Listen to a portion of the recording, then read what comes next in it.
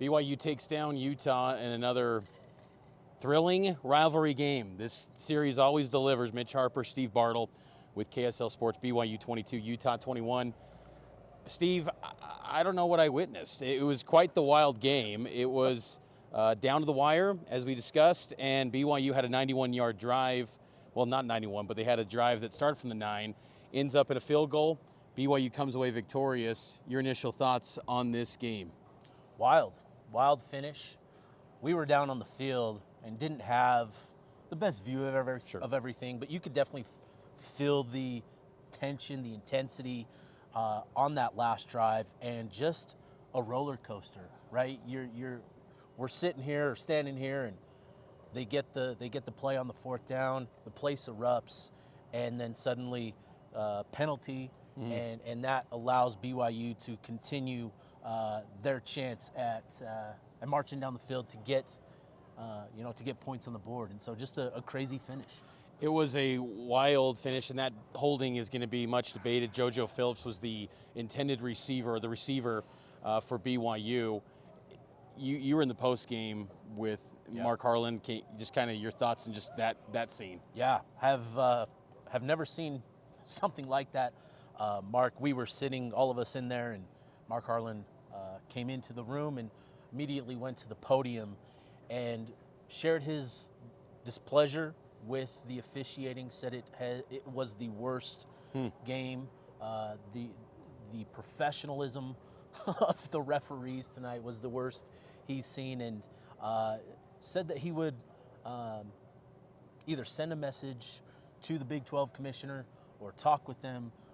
Certainly there's going to be discussions after what Mark Harlan shared, and so, yeah.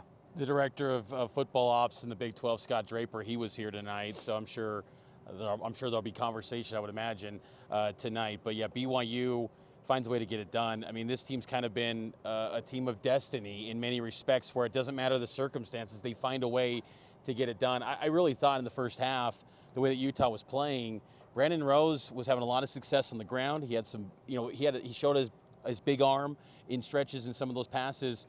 I thought BYU was kind of done in stretches, but BYU's defense tightened up in the second half to where Utah did not score any points in the second. Yeah, looking at the difference between the first half and the second half, right? Just the drastic drop in production for Utah offensively. I think they finished with 75 yards in the second half alone on 25 plays, and that just speaks to the sort of defensive efficiency that BYU has become really good at, forcing you to take a lot of plays to get yardage and that sort of thing. So, the defense certainly tightened up, and Utah was unable to put together any sort of drive to put up points. And as much as we want to talk about the holding call and the last drive and all of that, Utah had 30 minutes in the second half to put any sort of points on the board, and they were unable to do that, and that is ultimately the difference here. Utah falls to 4-5, 5-game losing streak now, but don't you kind of think Rose is the guy going forward? I mean, I thought he showed pretty well. I think so, and just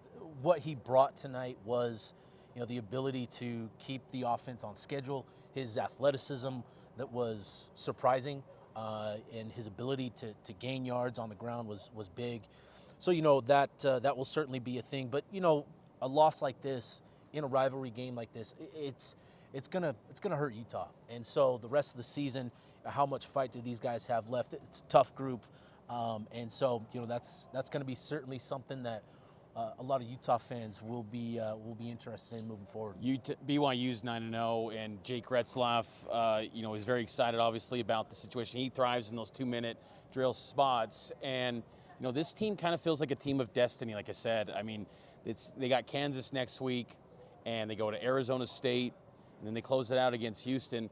Undefeated season really is on the table potentially for BYU, but they've got to clean some things up going forward. They've got to get better. But this is just one of those high emotion games where you just almost got to find a way to win, and they pulled it off. I'd be curious to hear your thoughts on that final drive in just the sense of, Retzlaff digging deep and making those plays. It was tough for him tonight, right? And yet he made those plays. Just what does that say of him? Well, I think that, he finds a way to get it done in spots where he kind of reverted back to Jake Retzloff of last year in spots where some of ill-advised throws, ball gone on the turf right in this area. He had that fumble that he recovered. BYU had a couple of those tonight. They were very fortunate. The 50-50 balls that were loose balls, they bounced back to BYU. Yeah. Those were some big plays in this game. But he ultimately got it done when it was needed the most, and I think that's just kind of the trait of what this BYU team is. It's kind of TCU of 2022 like. I remember when Brady Quinn a couple weeks back said that he kind of reminds him of TCU, and it's playing out that way. I mean, This is what happened tonight was very similar to what TCU did against Baylor 2 years ago, where it's last second, special teams needed. And BYU, speaking of special teams, they had 16 points, courtesy of special teams. I mean, Utah only allowed 6 points to BYU's offense. 16 points come from the special teams. Kelly Papinga in that group delivered in a big way. Keelan Marion with the kick return touchdown. And then big game Bill, as Jake called him, Will Farron comes up with 9 points. Another thing here for this game in terms of how it played out, turnover margin. Again, BYU finds a way, +3 in the turnover margin tonight. Couple interceptions, one on a trick play, just kind of like a punt. Crazy. Almost. It's just like a lob. Yeah, pass. a crazy call. Double pass with Damian Alford just throwing it deep and that. But then Brandon Rose had another one in the third quarter that led to a BYU field goal and just 3 turnovers for Utah. They just can't seem to fix that issue. It's been a problem for them all season long, the turnover margin in each of these games, and again, it got them again tonight. It definitely did, and it always proves true. I mean, it's a simple way to look at a game, but in this rivalry series, you've got to win the turnover margin if you're going to come out on top, and BYU the last 2 times has done that, and that's why they got their first winning streak in this rivalry since 2007, first win in Salt Lake since 2006. The last time BYU had that, they had a quarterback wearing the number 12, and John Beck was kind of an influence for Jake Retzloff. So Cougs get it done. We got full coverage on KSLSports.com. You can read the Utah bylines with Steve Bartle, myself, Mitch Harper, the BYU content, our whole team, wall-to-wall coverage on KSLSports.com.